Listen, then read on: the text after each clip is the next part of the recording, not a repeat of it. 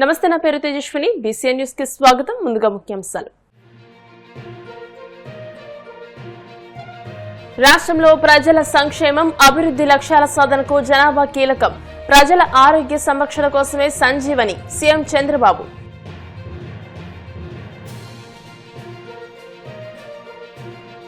జూన్లో జరగనున్న పుష్కరాల ఏర్పాట్ల పర్యవేక్షణ మినిస్టర్ నారాయణ.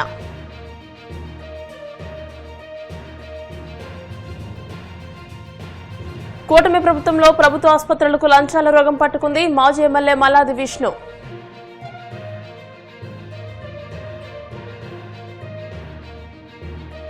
వాడపల్లి వెంకన్నాలయంలో ప్రత్యేక పూజలు. మంగళవాయిద్య నడుమ శ్రీ స్వామి అమ్మవార్లకు మేల్కొలుపు సేవ, ఐశ్వర్యలక్ష్మి హోమం. రాష్ట్రంలో ప్రజల సంక్షేమం, అభివృద్ధి లక్ష్యాల సాధనకు జనాభా కీలకమని, ప్రజల ఆరోగ్య సంరక్షణ కోసం సంజీవని కార్యక్రమాన్ని చేపట్టామని సీఎం చంద్రబాబు తెలియజేశారు. అంగన్వాడీ కేంద్రాల నుంచే పిల్లలకు పౌష్టికాహారం, ఆరోగ్య సేవలు అందిస్తున్నామని అన్నారు. మహిళలు పనిచేసే ప్రదేశాల్లో ప్రత్యేకంగా చైల్డ్ కేర్ కేంద్రాలు ఏర్పాటు చేసే దిశగా చర్యలు తీసుకుంటున్నామని తెలియజేశారు.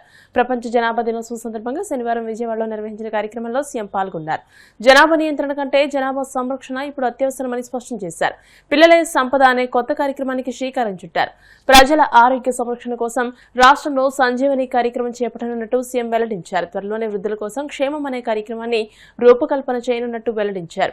2047 నాటికి రాష్ట్ర తలసరి ఆదాయం 55 లక్షలకు చేర్చాలన్నదే తన సంకల్పమని పేర్కొన్నారు. ఇక్కడ ఈ మీటింగ్ లో చూస్తే ఒక పక్కన ముందంతా పెద్దవాళ్ళు ఉన్నారు,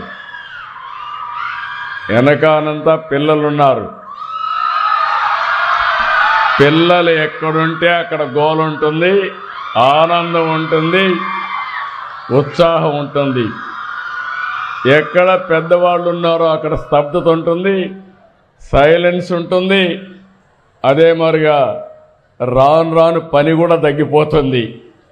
ఎందుకంటే వాళ్ళల్లో యాస్పిరేషన్స్ ఎక్కువ, ఇక్కడున్న వాళ్ళల్లో యాస్పిరేషన్స్ అన్నీ ఫుల్ఫిల్ అయిపోయాయి. కాబట్టి మీరు రాను రాను రిటైర్మెంట్కి వచ్చేస్తారు. ఆ స్టేజీ రాష్ట్రంలో ఎప్పుడూ రాకూడదని, ఎప్పుడూ జుబ్లియంట్గా ఉండాలని ఈ పిల్లలే సంపద అనే కార్యక్రమానికి ఈరోజు నాంది పలుకుతున్నామని చెప్పి కూడా నేను మీకు తెలియజేస్తున్నా. ఈరోజు మన మీటింగ్ ఏదైతే ఈరోజు పెట్టుకున్నామో, ప్రపంచ జనాభా దినోత్సవం 2026 చరిత్రలో శాశ్వతంగా నిలిచిపోతుంది. దీనికి కారణం మీరందరూ ఒక వేదిక పైన ఉన్నటువంటి పెద్దలందరినీ మనస్ఫూర్తిగా అభినందిస్తున్నా. ఎప్పుడో చెప్పాడు గురుజాడ అప్పారావు గారు, ఒక మాట అన్నారు, దేశం అంటే మట్టి కాదోయ్, దేశం అంటే మనుషులోయ్ అని. ఈరోజు అది మనం గుర్తు చేసుకోవడానికి ఇక్కడ సమావేశం అయ్యాం. ఈరోజు మీరు చూస్తే ఈసారి వరల్డ్ పాపులేషన్ దినోత్సవం సందర్భంగా మెయిన్ థీమ్ వాళ్ళు ఇచ్చింది యువత ఆశలను, ఆకాంక్షలను సాకారం చేయడం, realising the hopes and aspirations of young people today and for the future.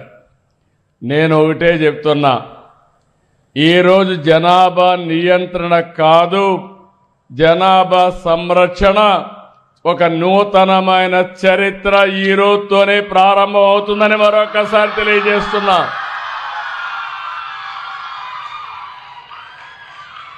ఒకప్పుడు నేను కూడా జనాభా తగ్గించాలని ఆలోచించాను.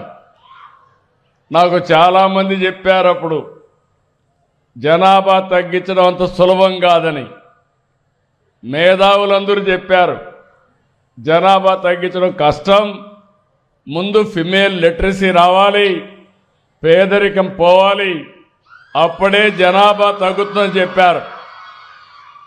నేను ఆలోచించాను, ఇదొక విషియస్ సర్కిల్. ఇది ఒకవేళ అందరినీ ఆడపిల్లలందరినీ చదివించాలంటే 20-30 ఏళ్ళు పడుతుంది. పేదరికం పూర్తిగా తొలగించాలంటే 40-50 ఏళ్ళు పడుతుంది. అప్పటికి జనాభా పెరుగుతానే ఉంటుందని కొన్ని నిర్ణయాలు చేశాను.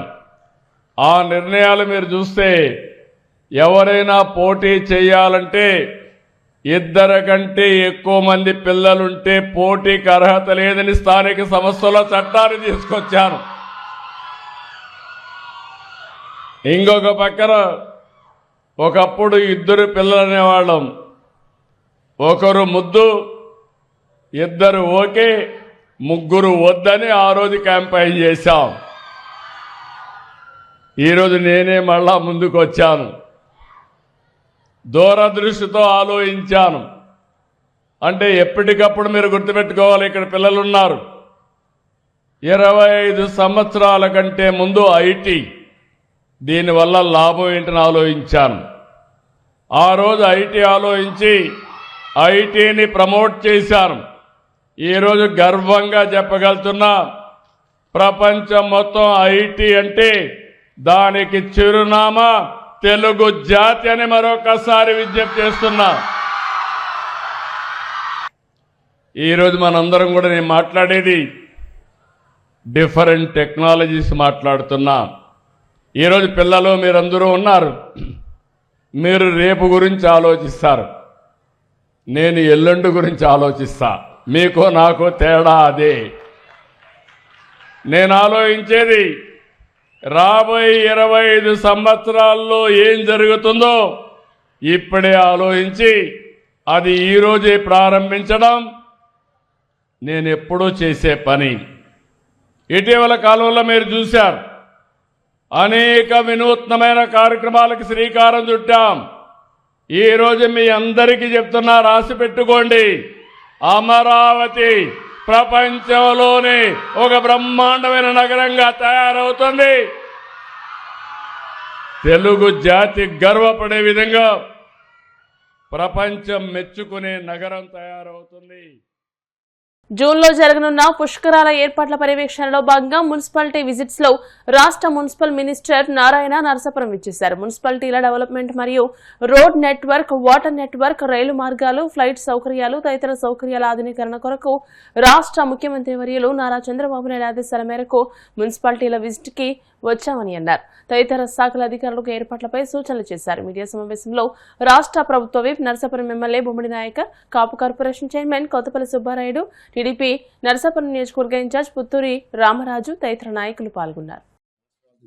యాక్చువల్ గా డెవలప్ చేయమని రోడ్డు నెట్వర్క్ కానీ, వాటర్ నెట్వర్క్ కానీ, డ్రైన్స్ నెట్వర్క్ కానీ, లైట్స్ కానీ, లేదా పార్క్స్ కానీ, బ్యూటిఫికేషన్, కమ్యూనిటీ హాల్స్ చేయమని ముఖ్యమంత్రి గారు ఆదేశించడం, దాని మీద ఈ పుష్కరాలకు సంబంధించి మంత్రులతో కమిటీ వేశారు. అటు ఎండోమెంట్ డిపార్ట్మెంట్, ఎండోమెంట్ మినిస్టర్ కావచ్చు, R&B కావచ్చు, పంచాయతీ కావచ్చు, మున్సిపాలిటీ కావచ్చు, అదేవిధంగా హోమ్ కావచ్చు, ఇట్లా ఆల్ డిపార్ట్మెంట్స్ తో ఏదైతే పుష్కరాలకు సంబంధించిన డిపార్ట్మెంట్ అన్నిటితో కమిటీ అయ్యి దాదాపు 3 సార్లు కమిటీ కూర్చోవడం జరిగింది. గవర్నర్ ముఖ్యమంత్రి గారు కూడా యాక్చువల్ గా దీని మీద వరకు 3 టైమ్స్ యాక్చువల్ గా రివ్యూ చేశారు. ఈ రోజు ఈ యొక్క మున్సిపాలిటీలో అటు ప్రజాప్రతినిధులతోనూ అధికారులతోనూ డిస్కస్ చేయడం జరిగింది.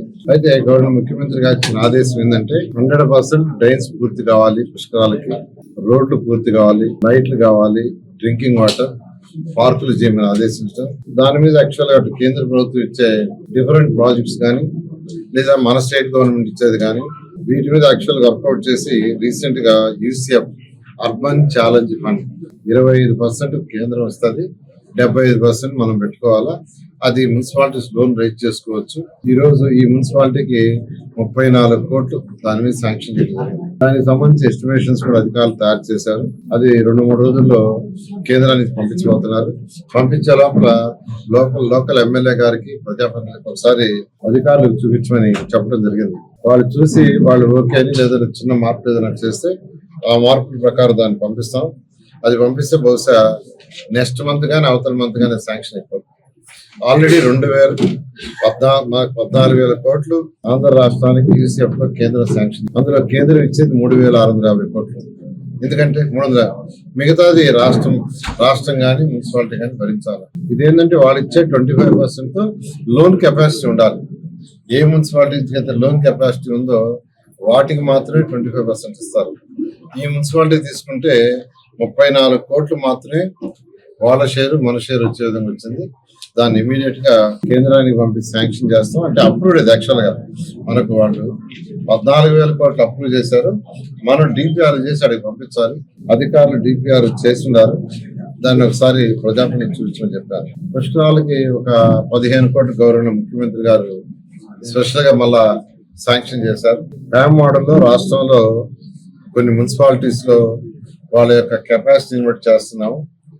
ఇక్కడ ఈ మున్సిపాలిటీకి వీళ్ళ కెపాసిటీని బట్టి యాక్చువల్ మరొక 15 కోట్లు వస్తుంది. దాన్ని కూడా ఒక 10-15 రోజుల్లో డిపిఆర్ చేసి పంపించండి ఇమీడియట్ గా. అదైతే మన చేతిలో ఉండేది.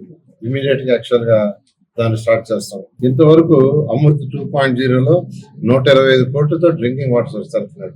ఆ 125 కోట్లతో వర్క్ అయిపోతే నరసాపురం మున్సిపాలిటీలో ప్రతి ఇంటికి ట్యాప్ కనెక్షన్ ఉంటుంది, స్వచ్ఛమైన వాటర్. ఆ ప్రాజెక్ట్ కూడా గ్రౌండ్ మీద వర్క్ చేస్తున్నారు. అది కాకుండా అన్నిటికంటే ఇంపార్టెంట్ అందరి నాయకులు చెప్పేది, యూజ్డ్ వాటర్ ఉందో, బాత్రూమ్ అయినా కిచెన్ అయినా టాయిలెట్ లో ఉందో దాన్ని డైరెక్ట్ గా కెనాల్స్ వదిలేస్తున్నారు లేదా చెరువులకు వదిలేస్తున్నారు. మళ్ళా నీరు తాగుతున్నారు. దాని మీద ఎన్జిటి కూడా చాలా చాలా స్ట్రిక్ట్ గా ఉంది. దాని మీద రాష్ట్రంలో ఎక్కడ 123 మున్సిపాలిటీస్ లో ఎక్కడ యూజ్డ్ వాటర్ వచ్చినా బాత్రూమ్ కిచెన్ టాయిలెట్ దాన్ని ట్రీట్ చేసి పంపించాలని గవర్నర్ ముఖ్యమంత్రి గారు ఆదేశించడం, దాని మీద స్వచ్ఛ భారత్ లో పెట్టి శాంక్షన్ చేసి దాదాపు 1 పైన అయిపోయింది. వాటికి స్థలాలు కావాలి ఆ ఎస్టీపీ ప్లాంట్ పెట్టడానికి. నరసాపురం లాంటి కొన్ని ప్లేసుల్లో లేదు. ఈ మధ్య గౌరవనైన డిప్యూటీ సీఎం పవన్ కళ్యాణ్ గారితో డిస్కస్ చేయడం జరిగింది. ఈ పొల్యూషన్ ఇదంతా వారి యొక్క పోర్ట్ఫోలియో ఉంది. గౌరవ ముఖ్యమంత్రి గారు వారితో డిస్కస్ చేశారు. పొల్యూషన్ బోర్డు నుంచి ఈ ల్యాండ్ అక్విజిషన్ ఎంత కావాలో దానికి డబ్బులు ఒక 300 కోట్లు, దాదాపు 300 కోట్లు కావాలని అధికారులు ఎస్టిమేట్ చేశారు. ఆ 300 కోట్లు కూడా వాళ్ళు రిలీజ్ చేయడానికి యాక్చువల్ గా రిలీజ్ కూడా చేశారు. అంటే యాక్చువల్ ఫైల్లో వాళ్ళు యాక్సెప్టెన్స్ ఇచ్చారు. నేను ఇప్పుడే ఇక్కడ 2 ఎస్టీపీలు పెట్టాలంటే 0.92, 0.72 ఏకర్ కావాలి. అవి టెండర్ అయిపోయింది. ల్యాండ్ కావాలి 0.92, 0.78 ఏకర్స్. ఆ యొక్క ప్లేసులు వాళ్ళ అధికారులు చూపిస్తారు. అంటే ఈ విధంగా ఈ రోజు ఈ యొక్క నరసాపురం మున్సిపాలిటీలో ఏదైతే పుష్కరాలకు సంబంధించి ఖజానా ఖాళీ గత ప్రభుత్వం చేసేసిపోయింది, 10 లక్షల కోట్ల అప్పు అయినా ముఖ్యమంత్రి గారు వారికి ఉన్న అపారంతో అటు ఎన్డీఏ ప్రభుత్వం కేంద్రాన్ని కూడా సంప్రదించి అనేక ప్రాజెక్టులు తీసుకురావటం, స్టేట్ సెంట్రల్ సపోర్ట్ తోనే 2014-19 కోనసీమ తిరుమలగా వర్ధిల్లుతున్న వాడపల్లి శ్రీ వెంకటేశ్వర స్వామి ఆలయంలో శుక్రవారం ప్రత్యేక పూజలు వైభవంగా నిర్వహించారు. మంగళ వాయిద్యాల నడుమ శ్రీ స్వామి అమ్మవార్లకు మేలుకొలుపు సేవ నిర్వహించిన అనంతరం ఐశ్వర్యలక్ష్మి హోమాన్ని జరిపించారు. అర్చకులు శ్రీ స్వామి అమ్మవార్ల వసంత మండపంలో అష్టోత్తర పూజలు నిర్వహించగా ప్రత్యేక అలంకరణలో ఉన్న స్వామి దర్శించుకుని భక్తులు ధరించిపోయారు.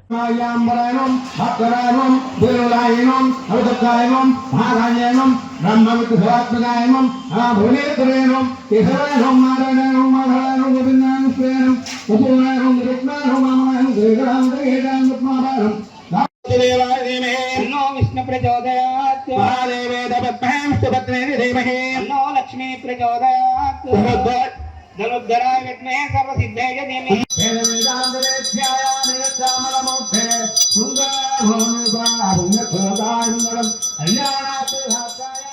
ఇప్పుడు కాసేపు ప్రకటనలు.